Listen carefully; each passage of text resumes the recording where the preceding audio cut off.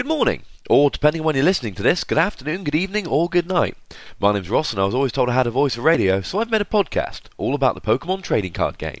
You're listening to PTCG Radio. But this week I'm doing things a little bit differently. I usually have a little bit of a script, not a proper script, but a list of ideas. This week, however, most of it's being done from memory, so it might sound a little bit more relaxed, a little bit off the cuff, or it might just sound really unprofessional and bad.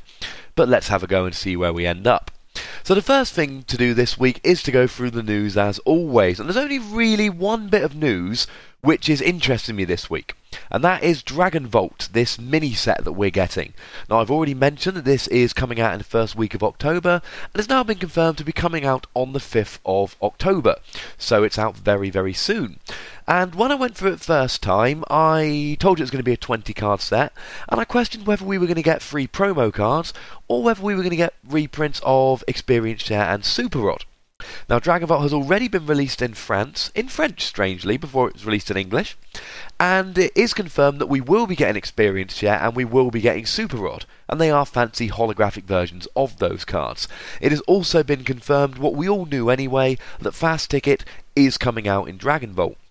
I believe this is early enough that means Fast Ticket will be tournament legal when you guys in America get to your upcoming regionals. So it's something to prepare for, possibly something to take advantage of. My guess is that when regionals come out, with Dragon Vault being so new, people aren't really going to know how to handle Fast Ticket. I think some people are going to fall into that trap I mentioned before of chucking 4 in your deck so you can go first more often, and running into that problem of having a 56 card deck that goes first but loses anyway. I think it is a fantastic card, but if you are going to regionals in America in October, do be careful about Fast Ticket. It is a good card, but be careful. Kind of cool that we're getting Holo Super Rod and Experience Share though. This means it is exactly like the Dragon Vault set in Japan. Although that's actually a lie, because we're getting something in Dragon Vault that Japan didn't. We are getting 21 cards. There is a secret rare Kyurem in the set. Now, Japan has had this Kyurem. It was given out in tournaments earlier in the year. It is a Dragon-type Pokemon with 130 HP, and to be blunt, it's not that great. For 3 colourless energy, it can do 60 damage. Now, I said that this was a good attack last week when I talked about white and black Kyurem that do 60 damage for 3 colourless energy. But he's only got 130 HP and he is weak to Dragon. This could potentially be a nice little counter to Dragon cards such as Secret Rare Rayquaza, although we're going to have to find a different name for him now because he won't be Secret Rare because he'll have been released in Dragon Ball. And potentially, if you start whacking some plus powers on him or getting Altarias on the bench, he could be used as a counter to things like Rayquaza EX, but I think it's a little bit too weak on this Pokemon. He's got a second attack called Blizzard that for a water, a psychic and 2 colourless does 90 damage and 10 damage to all of your opponent's bench. Now, 90 damage plus 10 to all the bench is pretty good. It's a decent attack. The problem is that it's just not really going to do much good because you're never going to get those 4 energy on. A water and a psychic and a double colourless, it's just not really on the cards. So unfortunately, it's not looking all that playable. Now, the other thing to mention about Dragon Ball is I told you that there would be 5 promo cards. It's being released in blister packs where you get free 5 card packs, 5 rather than 10 because they're all holo, and a promo card. And I told you that Druddigon was going to be a promo card, but I couldn't tell you what the others were. Well, now that it's been released in France, I can. The promos will be Latias, Latios, Rayquaza, Haxorus, and the aforementioned Druddigon. All of these are just Pokemon from the set, and if I understand correctly, they have even got the exact same art as the Pokemon in the set. Being promos, they are, however, stamped with the Dragon Vault logo. So, they're alright, they'll be nice for collectors. It would be nice to have alternate art, but let's face it, we can't expect everything. It also means that those of you that are desperate to get Rayquaza and only Rayquaza, you can guarantee getting a Rayquaza by getting a blister pack with a Rayquaza promo, because otherwise you'll be getting 15 cards, and there's no guarantee of having that Rayquaza. So what I'm going to be speaking most about today is Battle Roads. I'm going to be telling you about a tournament that happened just this past weekend, and I'm going to be going through what are the decks to watch. So this past weekend, I went with a lot of my friends over to Nottingham Battle Roads. This is a lovely place called Chimera, and I tweeted this for those of you that follow me on Twitter. It is the best place in the country to play Pokemon. Sutton Coldfield, that I spoke about before, is amazing. I'm a big fan of that place, but nowhere beats Nottingham.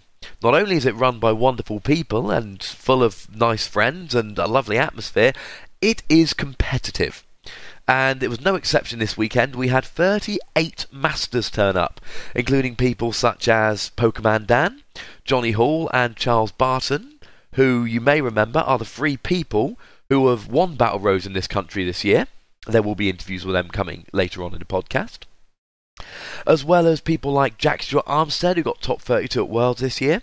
His brother Ben Stewart Armstead, who's competed at Worlds several times. There was Tamal Cameron and Tommy Roberts, who competed at Worlds this year. It was a very, very competitive tournament. The strange thing was, and this is very rare in England, we had over 32 people for Battle Roads. So that meant that as well as being a top 8 cut, those top 8 people would get 6 points. So the format was that there would be 6 rounds of Swiss, culminating in a top 8 cut, places 5 through 8 getting 6 points, and then effectively 10 points for the rest, although 15 for first and 12 for second. Now, I haven't mentioned the 6 points before in the podcast, and the reason is I didn't think there would be any Battle Roads in the UK that broke that 32 Masters barrier. What I have to say about this is similar to what I said when I went through the championship points for Battle Roads before. Those 6 points on their own don't do anything, because the cut-off is 400 and every other tournament works in 10. So if you get these 6 points from getting top 8 at Battle Roads, it's only going to matter if you get another top 8, or if you get a win, or if you get 2 second places. And then the points will add up to give you an extra 10 on the end. Now, for this tournament, I chose to abandon Empoleon. As I said in my previous podcast, I like Empoleon. I am a big, big fan of this deck. It is generally incredibly consistent. But the problem is, good players can lower your damage output to force you onto 3-hit KOs, or 2-hit KOs, what would usually be 1-hit KOs. They can pick off your weak benched Pokemon. You are incredibly vulnerable to N in the early game, and there's just too much that can go wrong. I still love the deck. There's a very good chance I'm going to play it again in the future. But to be honest, I wanted something a little bit easier. So I spoke to my friend Jack. Now, after Sutton Coldfield, I'd got 6th place, I'd lost to him and his brother, and narrowly missed out on a top cut place. And he told me that if I let him build my decks, I would have more success. So I decided to put this to the test. I very much liked his brother Ben's Mewtwo Terrakion deck that he got top 4 with in Sutton Coldfield. I played against it in the final round and lost to be knocked out of cut. So I hit up Jack, he very kindly provided me with a list. I made a few changes, and I played Mewtwo Terrakion. The deck is very, very simple. The only Pokemon I played were Mewtwo, Terrakion, and the Dragon's Exalted Bouffalant. The one that does 60 for free energy, but if it's an EX, it does 120. It's very, very energy efficient against the EXs. What I liked about the deck is that it played Eviolite, it played Potion, and it played Max Potion, which meant these things like my Terrakions and my Mewtwo's, I could be turning 2-hit KOs into 3-hit KOs. I could be dropping a Potion strategically to make sure they couldn't even 2-hit KO my Terrakion. And when you've got a Terrakion EX out hitting for 90 damage, attaching energy to your benched Pokemon, if you can keep that alive for 3 or 4 turns, that damage is very, very quickly going to add up. So, I'm working from memory here, so you'll have to forgive me for any of the details that are a little bit fuzzy, but here's what happened. Round 1, I got drawn against a lovely man called Sam. I believe it was his second tournament, he hadn't been playing long. He'd had to cobble a deck together at the last minute, and he didn't have any catches. He was playing Ray Eels. And he'd made a half-decent deck, but he didn't have enough supporters, and he didn't have any catches, so it was a fairly routine win. What's more important, we had a very enjoyable game, we had a good chat while we played, and all around, it was a lot of fun. So I started the day off 1-0, doing quite nicely. Round 2, I'm drawn against another lovely chap called Casey Whitehurst, who is a man I've had tea with in the past. And the reason I've had tea with him is because he's my girlfriend's sister's boyfriend. He is to my girlfriend's sister as I am to my girlfriend. So we know each other fairly well. And he is, again, playing Rayquaza Eels. No, my apologies, he's not playing Rayquaza Eels. He is playing Eels, but he's playing a weird build with 3 Mewtwo, 3 Thundurus, and 3 Raikou. He's picked what he believes to be the 3 best attackers in Zek Eels, I should say, in Eels generally, to be more precise. And he has gone heavy on the counts to try and give a nice consistent deck. Now I'm playing Terrakion, and he sees fairly early on that if he starts putting Eels etc down, I'm going to run through them. So what he does instead, he goes a Mewtwo route, and I get sucked into a Mewtwo war. Now this was stupid, because this is a very, very favourable matchup for me, and what I should be doing is leaving his Mewtwo's on the bench, because they're going to be an easy 2 prizes later on. Instead, I whacked down all 3 of my Mewtwo's, and forced the game into a Mewtwo war. Now, it is worth pointing out in this game that I started feeling very light-headed and rather ill, and as we got towards what would be the end of the game, quite frankly, I needed to pop outside and get a little bit of air. Now at this stage, we're 2 prizes each. He's got a Mewtwo active with 2 energy, and 1 on the bench with 3 energy. I've got a Mewtwo active with 1 energy. So if I can get a Mewtwo KO, I'll win the game. I've got a Mewtwo on the bench with 1 energy. He knocks out my Mewtwo, at which point I can either promote my Bufalon, or I can promote my Mewtwo. Now, what I should have done, what the safe play would have been, stick up the Bufalon. At this point, he's running low on resources. I believe he's used 3 of his 4 catchers. The chances of him having a catcher to win the game are incredibly slim because he's got a small hand, and I'm pretty sure he doesn't have a supporter. So I should have stuck up the Bufalon, waited till I had enough energy to guarantee the KO, and done it that way.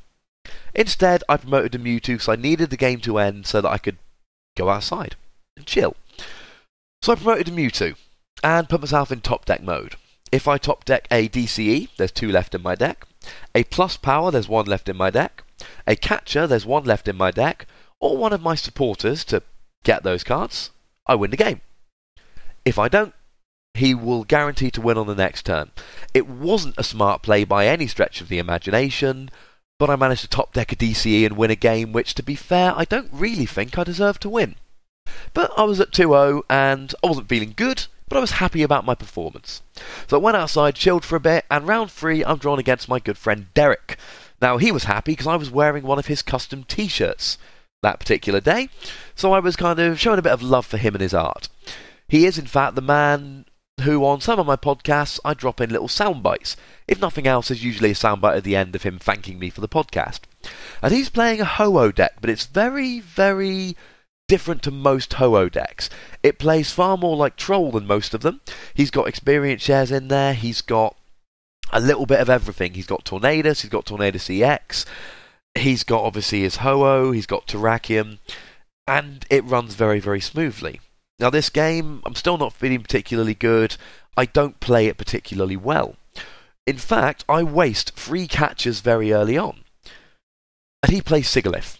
Now, seeing that he plays Sigilyph, I need to use Bufalon and Catcher to their most effect that I can. Because if I don't, he's going to wall me with Sigilyph and I physically can't win the game. So I just bench both Bufalons. What I need to do is drop DCE and Energy Switch on, or drop DCE and Experience Share when my active's about to be KO'd, etc. But I don't. I drop them both on the bench and I let him kill them. Big mistake. I also waste 3 catchers early on, which again, not a very good thing to do. So I'm stuck in a situation where I have 3 prizes left and 1 catcher left in the deck. Which means that if he starts walling me with Sigilyph, there is physically no way that I can win. I have nothing that can take out the Sigilyph, and I've got no catchers other than 1 to take bench prizes, but I can only take 2 bench prizes with that, which is not a good position to be in. Luckily, I luck out hugely in this game. He cannot draw a Psychic Energy to save his life, and I end up winning the game. Again, a game which I don't really think I deserve to win. Now at this point I'm 3-0, so I'm thinking that if I can end up 4-2, I might be able to sneak into top 8 on Resistance. Round 4, Carl Blake. Now he's someone I forgot to mention at the beginning of this little Battle Roads report. He also went to Worlds this year. He ended top 64 I believe, so he started the season with 50 championship points from Worlds. He is rather good. He's also got 2nd at Nationals the past 2 years. And 2nd in the only Battle Roads he's actually played in so far this year. Quite frankly, a good player. And he's playing Mewtwo, Terrakion, Stunfisk. A very similar deck to mine, but with less healing, more Stunfisk. Now I actually put down just a Mewtwo at the beginning of the game to his Stunfisk. He goes first, And had he dropped Mewtwo, he believes he had enough plus power switches and a DCE to actually donk my Mewtwo, which would have been somewhat terrifying. As it happens, he's got Stunfisk out, and he's got no way to knock out my Mewtwo. So we start going through the game, and again, I am not playing well. I'm making misplays, I'm wasting resources, I'm junipering when I shouldn't be junipering, which is just accelerating the extent to which I'm wasting my resources. But we go along, and I'm keeping up with him in the prize race. At one point, without drawing a catcher, I'm forced to hit his Stunfisk for 90, which annoys me because he's only got one non-EX Pokemon out on the field. But I eventually take that Stunfisk down, and later on in the game he drops a Bufalon. And it again ends up in a little bit of a Mewtwo war. It ends up that he kills my Mewtwo, and he's down to 2 prizes, and I'm down to 1. At which point I cannot return the Mewtwo KO. I have a half-dead Terrakion with free energy on. What this basically means is that if I don't get the KO this turn, if I don't get the win, he is going to end up winning the following turn because he's going to knock out my Terrakion. So I've got 2 choices. I can either get a DCE for my Mewtwo, or I can get a catcher to take out a bench Bufalon. Luckily, on my previous turn I'd knocked out a Mewtwo, and one of the 2 prizes I'd taken was a catcher. So I captured his Bufalon and took the win. Now, we did talk at the end of the game, and he admitted that he probably shouldn't have benched that Bufalon because he didn't use it once, and if he hadn't benched it, I may have been able to get the Mewtwo up. I had a supporter that I could have played to try and get the DCE switch. But if he hadn't dropped that Bufalon, there is a very good chance I would have ended up losing that game. So at this point, I'm 4-0, but I'm riding my luck quite a lot. I am winning games I potentially shouldn't be winning, but at this stage I know that I can maybe lose the last 2 games and get through on resistance. Round 5, I'm drawn against Gemma Millwood, who is the fiancée of our very own Pokemon Dan. She is playing Darkrai Hammers. Now, I knew I'd be playing her, because at this stage we are the only 2 4-0s. So, I know I'm going to be facing her, and I know I've got a horrendous matchup. So we get going, and I go first, and I attach a fighting energy, and she crushing hammers it off. But this was a really, really good game. Over the course of the game, she played 7 crushing hammers, she hit 4 of them. And that's pretty fair, she hit just over 50%, that's fine by me. It ends up coming down to the wire. We've both got 2 prizes left, and it is a heartbreaking end to the game. She's got a Darkrai active with an Eviolite, and she's got a Darkrai on the bench with a Dark Claw. Now she takes a prize, and then we're down to 2 each. Now I've got my Terrakion EX with free energy. I can take a KO here. That's not a problem. I've got a plus power. The problem is I've got a Mewtwo on the bench that's got 60 damage.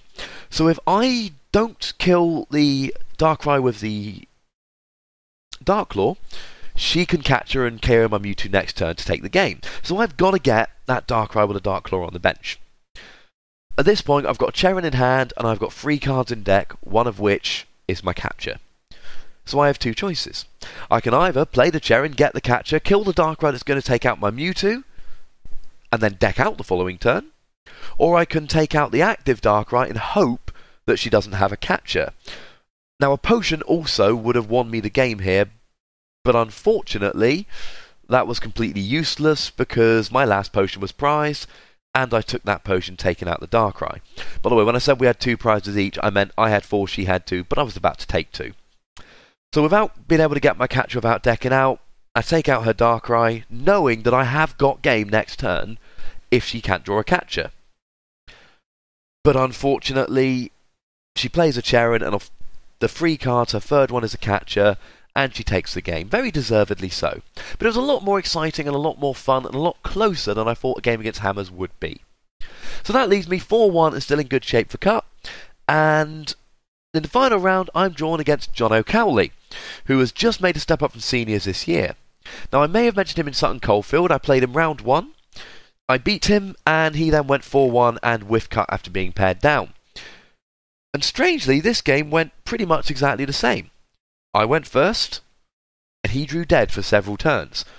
I used Mewtwo DCE to take 2 Dynamo prizes, and the turn before I'm going to win, just like in Sutton Coldfield, he tops a Juniper and gets going. In this game, Bouffalon ends up being key. It's taking him time to get set up, and I half kill 2 Rayquazas with Bouffalon. He then manages to max Potion 1, and I hit it again. And unfortunately, although he's getting stuff going, he can't take out my Bouffalons quick enough, and I just capture and kill both of his Rayquazas with Bouffalon for the game. It was a lot closer than it should have been in the end, but unfortunately that's 2 games we've played, and 2 games where he ended up drawing dead for several turns. So that puts me into top 8, going through as the 3rd seed. And my top 8 game was against a lovely man called Barnaby Baldwin, who actually made Darkrai Hydreigon and told me that he'd made changes to his deck last minute after listening to my podcast.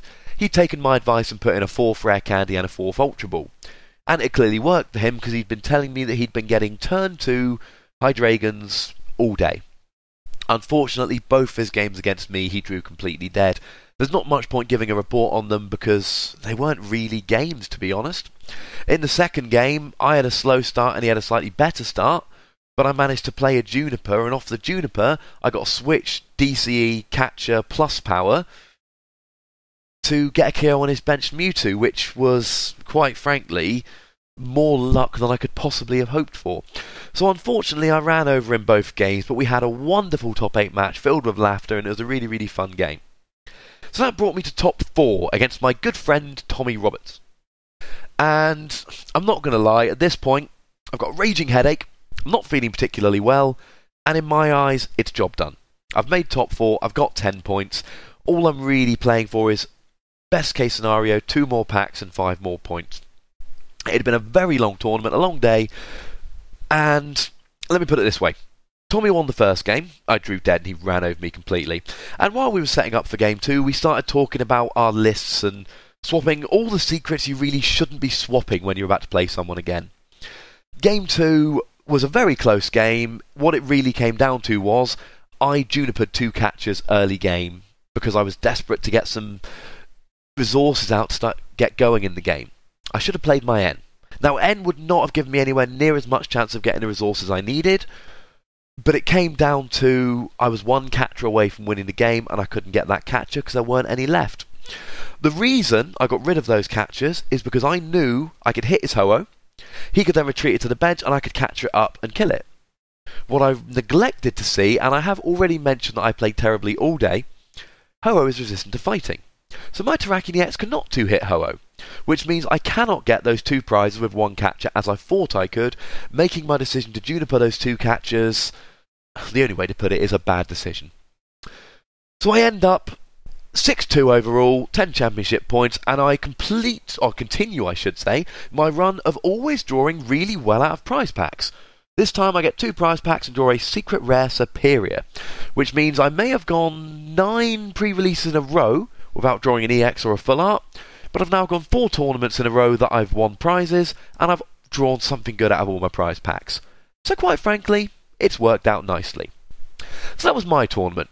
The tournament as a whole, the top 8 looked a little something like this. As I said, I knocked out Barnaby Baldwin, who was playing Darkrai Hydreigon. Tommy Roberts, who went through as the 7th seed, knocked out the 2nd seed, Carl Blake. That's Ho-Oh taking down Terrakion. Johnny Hall, who scraped through as the 8th seed, knocked out Gemma Millwood in top 8. She'd gone 6-0 with her Darkrai Hammers, but unfortunately Johnny knocked her out in top 8 with Darkrai Hydreigon. And in the final top 8 game, Andy Stone, again with Darkrai Hydreigon, managed to knock out John O'Cowley's Ray Eels. So in that top cut, I believe half the decks were Darkrai Hydreigon. It was really, really highly played. There was quite a lot of Rayquaza Eels and other Eels decks at the tournament, but Jonathan was the only one who actually managed to make it into top cut, because there was a lot of Terrakion, and there were 3 decks in the top cut, myself, Tommy Roberts and Carl Blake, that all revolved around Terrakion. In the top 4, Tommy knocked me off to advance to the final, where he played Johnny Hall, who had beaten out Andy Stone in the mirror match, and Tommy ended up taking the tournament with a Ho-Oh to get his first 15 points of the season, to add to the 50 he got at Worlds. All in all, a very nice tournament indeed. So really, that tournament, like all the ones we've seen this season, it's all about Ray Eels, it's Darkrai Hydreigon, and it's Terrakion decks, which are now starting to make a comeback. What I would add is that Darkrai Hammers has not seen a lot of play. Jamal Cameron played it all the way to second place in Sutton Coldfield. Gemma Millwood played it in Nottingham to 6-0 in Swiss and a top 8. And Jamal Cameron played it again in Nottingham, going 4-2 and just missing cut. So when you consider how rarely it's being played, maybe a better deck than people are giving it credit for. What I would say as a word of caution, it has one really bad matchup, and that is Darkrai Hydreigon, which is not only the most successful deck around at the moment from what I can see, it's also the most widely played. So if you come across too many of them, your top cut dreams will die. Now what I want to do to finish off this week is something I've been meaning to do for a while and not actually gotten around to. There have been readers' questions posted, or listeners' questions I should say, over things like YouTube, and because YouTube won't ever let me log in, I haven't been answering these questions. So what I've done, last week's podcast on Pokemon Dan's YouTube channel, it did attract a fair few comments. So what I'm going to go and do is, I've seen other comments there, I haven't prepared answers, I'm going to read you the comments, and I'm going to give you my off-the-cuff responses to them, just to finish the week off. So, Dorian R9 asks, is Cresselia and or Celebi a viable EX in Hydreigon Darkrai decks? Now, for those of you that don't know, Cresselia is an EX we'll be getting in our set in just over a month. It is a Psychic Pokemon with 170 HP, and it's weak to Psychic. Now, it's got an ability which heals 10 damage just from Cresselia between turns. I mentioned him before, and the body initially looked a lot better than that. So it can tank a little bit, but it's going to heal 20 before you get to your next turn, so not that much. Its attack for a Psychic and free colourless does 90 damage, which is underwhelming, but it takes away Cresselia's weakness for the following turn. This makes it a brilliant Mewtwo counter, because you can one-hit a Mewtwo with just 3 Dark Energy and 1 Blend, and they're not going to one-hit you next turn. With a DCE, they'll be doing a total of 120, which can then be max potioned off, making it a very nice Mewtwo counter. What I would say, though, is that Cresselia isn't really needed because Darkrai Hydreigon doesn't really fear Mewtwo that much, because you can 2-hit it with Darkrai, and they're not really doing a huge amount of damage with Mewtwo against your deck.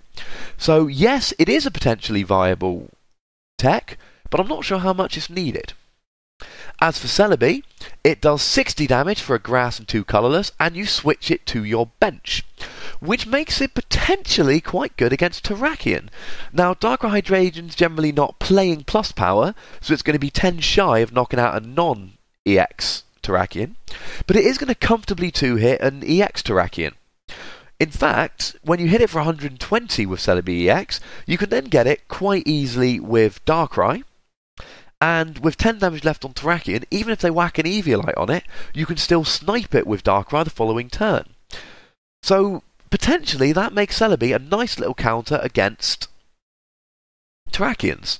Not only that, but it's more energy efficient than Virizion, who I talked about last week, because Virizion requires 2 Blend Energy and a colourless, whereas Celebi requires 1 Blend Energy and 2 colourless, which means it's easier to get going. But what I would say about Celebi is the same thing I said the first time round. It's got 110 HP and it's an EX Pokemon. What that means is it's going to be dying really quite quickly, and to be blunt, I don't think you can afford to do that. When I think about teching Pokemon into decks, what I think is, if I were playing against this, would I like to see it? And to be honest, at the weekend I played a Terrakion heavy deck, but I would have loved my opponent to drop a Celebi, because Bouffalan's going to one-hit that bad boy for free energy. So even if you can take out my Terrakion, I've got an easy return KO on him. So to be honest, I would say no. Mitjitsu asks, Ross, come states and regionals next year, which do you think will come top? Eels or Blastoise?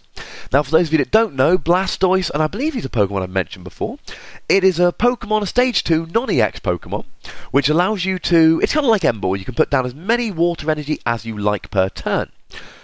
Caldeo is what people are generally pairing this with, Caldeo EX, which is one of those Pokemon that does more damage the more water energy you put on him. So the theory here is, quite simply, you get Blastoise out, you pop a bunch of water energy down onto Caldeo. He does 50 for free colourless, plus 10 for each water energy. 20 for each water energy, and then you one-hit anything in your way, and it's weak to grass, not lightning, as is Blastoise, making it even more viable. Keldeo also has an ability which allows you to, well, it's basically a once per turn switch. You can switch Keldeo into the active. You can't switch him out again, but you can switch him in. Potentially a good deck, but it's kind of like M-Ball decks. It's relying on a Stage 2 in Blastoise, and to be honest, Stage 2 decks are getting harder and harder to run, and I speak as someone who's gone to 2 tournaments with Empoleon, because they're just too fragile in the early game. The other thing is, if you're piling energy onto Keldeo to do more damage, that makes him even more vulnerable to Mewtwo, and Mewtwo is really getting out there at the moment. I think that Blastoise Keldeo is going to be good, but I don't think it's going to be amazing. I think it will win, but I don't think it will do brilliantly. As for Eels, I think we can already see Eels starting to wane. Now, I don't think it's going to get any worse than it is at the moment. I think Eels will remain a solid, good deck. But Darkrai Hydreigon is pushing it back away from the number 1 deck in the format. So in answer to the question, I don't think either of them are going to be the top deck for regionals. I think Darkrai Hydreigon will be the top deck for regionals. But I think both of them are good choices, but I would say Eels over Blastoise. Jonathan Harmon asks, what are your thoughts on a Mulga in Darkrai Hydreigon? I've been testing it seems pretty good at 2. If I need that other Dino for the turn, or if I need 2, period. What I would say to Jonathan is, I don't like it in there. Purely because you're not going to find the space. Now, I like that it's free retreat, I like that it can help you get set up, but generally in Darkrai Hydreigon, you're going to want to start Sableye, so you can Juniper or Ultra Ball early on and get those trainers back with Junk Hunt. I would play 4 Dino, 3 Sableye, and probably 3 Darkrai and a couple of techs. I don't really think you've got the room for a Mulga in Darkrai Hydreigon, and I think if you put a Mulga in there, you're either taking out some tech trainers or some tech Pokemon.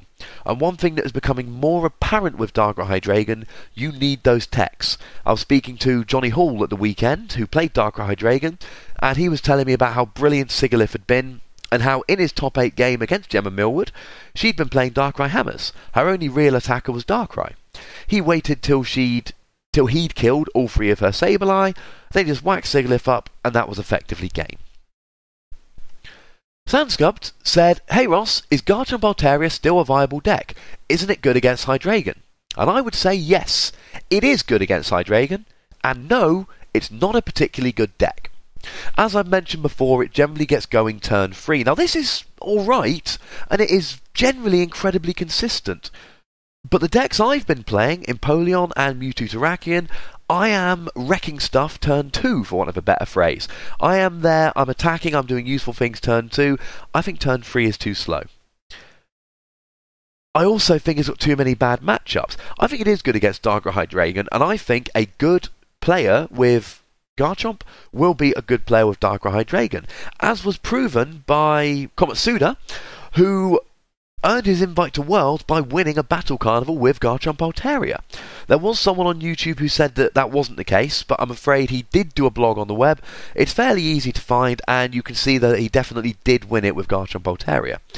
But there was a field full of Darkrai Hydreigon decks there, and he is an exceptional player. Generally, it's got too many bad matchups, and I think you will end up struggling through an entire tournament. So unfortunately, good idea, it's not all that great. And the final question I want to have a look at, Zandoring asks, what do you think about Reshiram EX in Hydreigon Darkrai for Registeel? One hit KO Hydreigon, and do a massive amount of damage to anything. On top of that, you have Max Potion and Eviolite, so if you miss the coin flip, you still have HP, and it's not a dragon. I want to get your thought on it. What I would say about Reshiram EX in Darkrai Hydreigon is I don't recommend it. One of my big problems is it's going to take you 2 Blend Energy in order to do its big attack, and the kind of things it's killing aren't that big a deal because Registeel isn't seeing a huge amount of play. Now, he's right in asserting that it does one-hit KO Hydreigon, but so does Giratina, and I think Giratina has a lot more going for it. Although, as I've mentioned previously, you have to be very, very careful playing that. I love the idea, I think it's very innovative, but I think there are better places for your tech spots. I think you need to be looking at things like Bouffalont, Sigalith, potentially Mewtwo, Giratina, and you're going to run out of room before you get to Reshiram. Thank you to everybody who's sending me these questions on YouTube. I'm going to hopefully do a lot more answering these questions as I go through these podcasts in the future. Please do keep emailing me at ptcgradio@hotmail.co.uk. Hit me up on Twitter at TheWassy, or if you're listening on Pokemon Dan's YouTube channel, just leave a comment as you always have. Now I'm going to finish off this podcast today with 3 fantastic interviews. As I mentioned before, the first 3 Battle Roads in the UK this year were won by... Well, Manchester was won by Johnny Hall, playing Rayquaza Eels. Then Sutton Coldfield was won by our very own Pokemon Dan, playing Darkrai Hydreigon. And Aberdare, the very small tournament, was won by Charles Barton, playing Ray Eels. A very innovative Ray Eels list at that. So what I'm going to do, I'm going to stick interviews that I took with all 3 of these at the weekend. I urge you to listen to these. They are very nice. They're insightful. You're talking about 3 intelligent, skilled Pokemon players giving their thoughts and saying, quite frankly, very interesting things.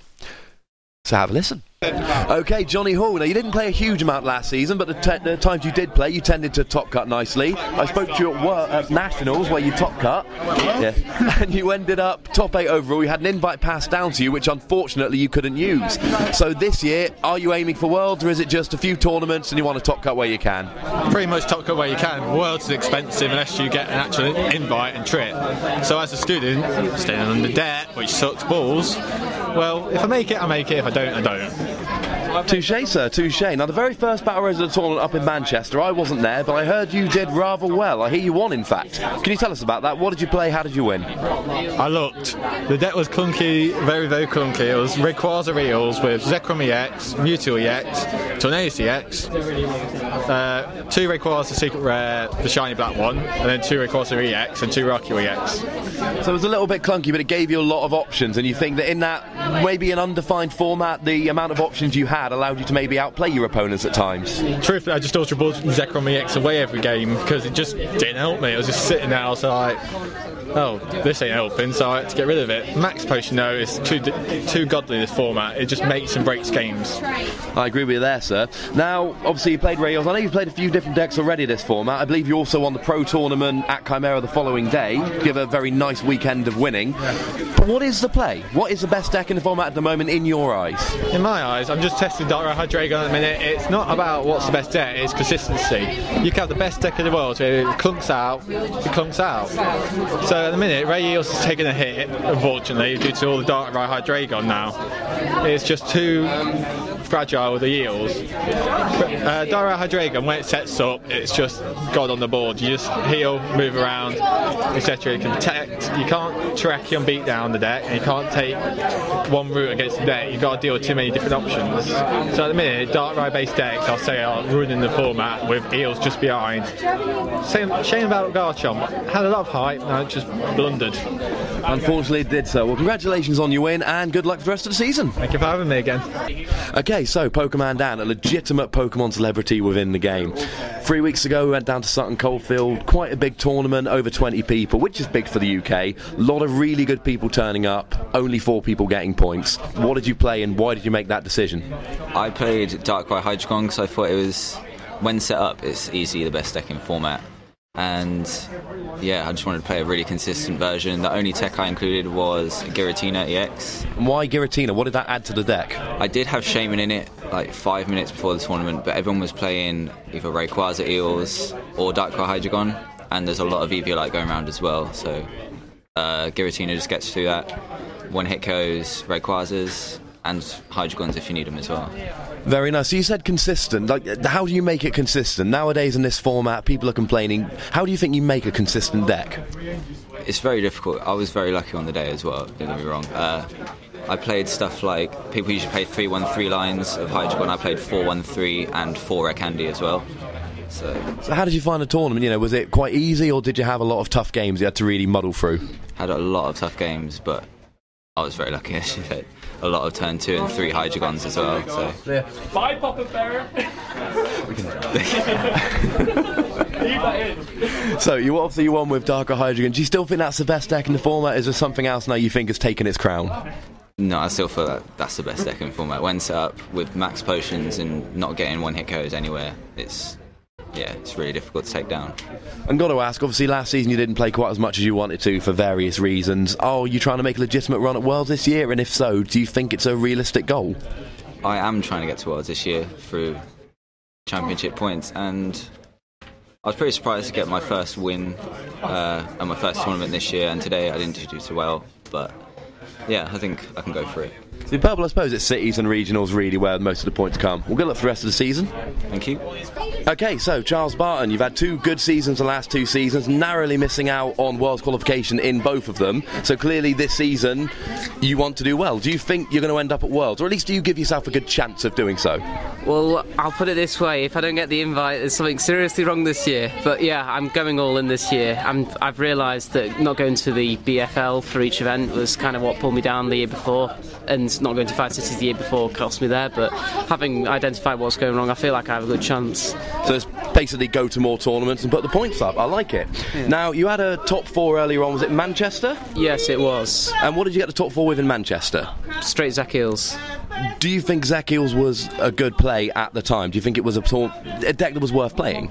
No, actually, I think it was a dodgy play, but because of the consistency of the deck, I feel like I did well. I faced 1 Rails in the day and I lost to it in a sudden death. Tommy, with when he got turn 2 Zach on sudden death, which, you know, double electric, atypical start, but otherwise I think 4-1 for the day was pretty good. So fast forward a little bit, then 2 weeks ago, the last battle road we had down in Aberdare, a very, very small one, 8 people. So chances of points were quite good. Did you play a different deck because it was going to be a smaller attendance? I actually played, I don't know, I felt that partly it impacted my decision, but at the same time I wanted to try something a little different just to combat the fighting and to throw people off. So just run through very quickly, what exactly did you play? Alright, I call it Green Gecko, Virizion in Rails. It's just straight Rails with like Prism and Virizion, but the thing is, what Virizion adds is leaf walloping on Dynamos, as well as drawing out of dead starts, which ironically proved to win me a Rails round 2. Very nice. So you've got the Virizion in there for the extra cards and for the... I mean, does it work as a Terrakion counter, or do you find it's a little bit weak to take them out? As it's 160 on the Terrakion X at best, it's not great, but if you're drawing dead and they're drawing dead, it can really help you. And it's better than having a Dynamo just getting rock tumbled or pump up smash down. Touché. So with the tournament shaping up like it is, what do you think is a play at the moment? What's your tip for best deck?